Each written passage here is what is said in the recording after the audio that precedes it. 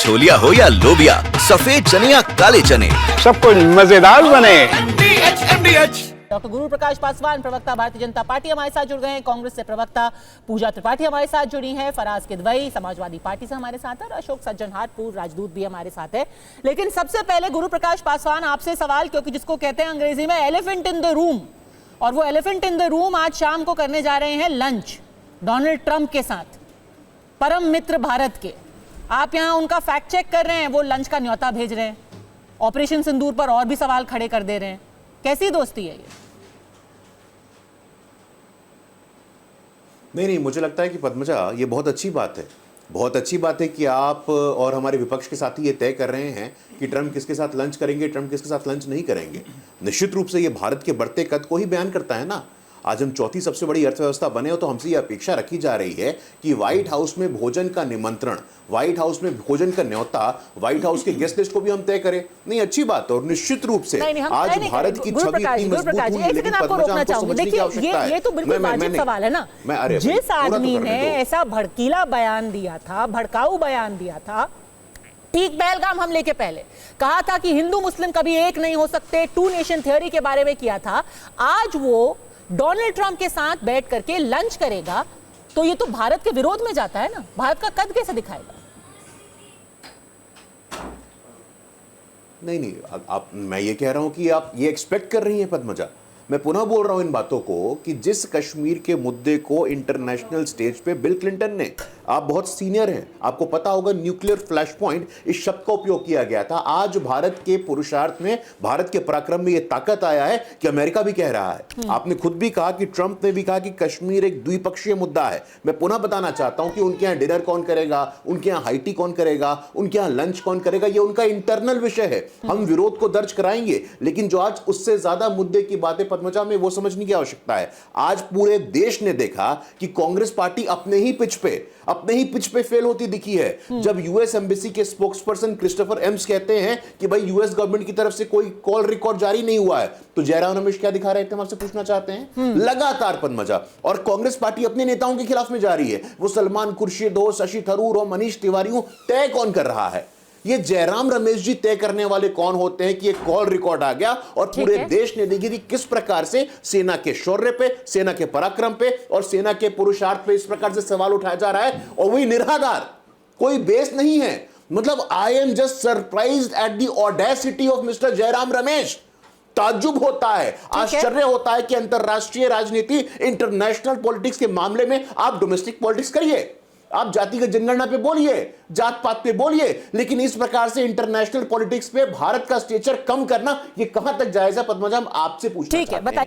अब white house में कौन डिनर कर रहा है, व्हाइट हाउस में कौन लंच कर रहा है, ये छोड़िए ना। आप जो ये इल्जाम लगाया गया है, करेंगे। देखिए किस तरीके की राजनीति हो रही है। पूजा त्रिपाठी जी, आज सुबह जयराम रमेश उन्होंने कहा कि देखिए मोदी जी ने तो बोल दिया, विक्रम मिस्री ने आके बयान दे दिया, लेकिन ये एक स्टेटमेंट है, उन्होंने फोन में दिखाया, जो कि मेल नहीं खाता, और ये अमेरिका का स्टेटमेंट है। सच बात तो ये है कि वो जनवरी 2025 का स्टेटमेंट था। अब आपकी मंशा पर फिर सवाल उठ जाते हैं कि क्या आप फेक न्यूज का सहारा लेकर के ही भारत के ऊपर लगातार अटैक कर रहे हैं? देखिए पद्मजा जी, जयराम रमेश ने अपनी गलती मानी कि वो मिसरेड थे, मिस इन्फॉर्म थे, और उन्होंने जनवरी 2025 के स्टेटमेंट को यूज किया, और ये जयराम रमेश ने पब्लिकली ट्विटर पे गलती मानी। पर मेरा पासवान जी से एक सवाल है कि आप सेना के शौर्य, सेना के सामर्थ्य के पीछे छुपना कब बंद करेंगे? सीधा सा सवाल है हमारा। जिस जनरल नहीं, माफ करिए, अब तो फील्ड मार्शल आसिम मुनीर है, उन्होंने हमारे 26 ब्याहताओं केस का सिंदूर उजाड़ा, और वही गरम सिंदूर जो मोदी जी की रगों में बहता है आज वह, और यह सिर्फ ये नहीं, वो उसको इतनी घटिया बयानबाजी भी कर चुका है कश्मीर को लेकर, भारत को लेकर। वह आज व्हाइट हाउस का ऑफिशियल गेस्ट है, लंच पे जा रहे हैं, मुर्ग मुसल्लम तोड़ेंगे, वाइन की पार्टी होगी, और मोदी जी आज जब उनसे बात करे ट्रंप से, बहुत अच्छी बात है, हम पूरा देश मोदी जी के साथ है। मोदी जी जो बात कर रहे हैं ट्रंप के साथ, बट ट्रंप का white house statement, read out statement, Trump की ओर से कोई व्हाइट हाउस कोई ऑफिशियल स्टेटमेंट अभी तक क्यों नहीं आया? ये खबर हमें सुबह को पता चल गई थी कि मतलब आप कह रहे हैं कि ये झूठ है? विक्रम मिस्री झूठ बोल रहे थे, हमारे विदेश सचिव झूठ बोल रहे थे कि ट्रंप ने उसका एक वो नहीं किया है। बिल्कुल नहीं कह रही हूँ, मुझे विक्रम मिश्र जी पे, मुझे मोदी जी पे पूरा भरोसा है, पर मोदी जी विपक्ष को भी तो साथ ले। Modi ji all party meeting करे, मोदी जी एक स्पेशल सेशन बताया, उन्होंने बताया कि ट्रंप को भले ही 40 दिन बाद, ट्रंप ने तकरीबन 14 बार ये कह दिया है कि ट्रेड का झुनझुना दिखाकर उसने सीज फायर करवाया, और ये ट्रंप ने नहीं, ये रशिया ने बैकअप किया, ये हर किसी ने ये बात स्टेटमेंट की है। तो ये मोदी जी एक स्पेशल सेशन में बात कहें कि भैया ये दो टूक हमने ये बात की है ट्रंप से, और उनको इस मैटर पे दूर हो जाना चाहिए। अच्छा। और ये दो देशों के बीच बात है, दो स्वायत्त देशों के बीच की बात है।